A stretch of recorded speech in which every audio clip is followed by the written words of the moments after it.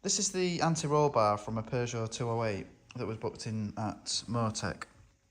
And what the car was doing was squeaking when it went over bumps, and you could actually shake the car from side to side and make the car squeak. And what they found was the noise was coming from the anti-roll bar. So they changed the anti-roll bar bushes, but the squeak was still there. I haven't got a video of the squeak, unfortunately, but I'm assuming if it's happened to this car, then it's more than likely to happen to other cars the same.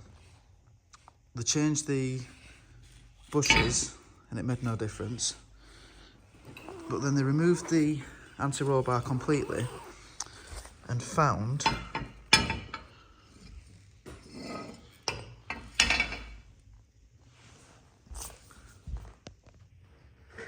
might be hard to get a focus on it, but what this is, it looks like a seam, like a manufacturing seam, but actually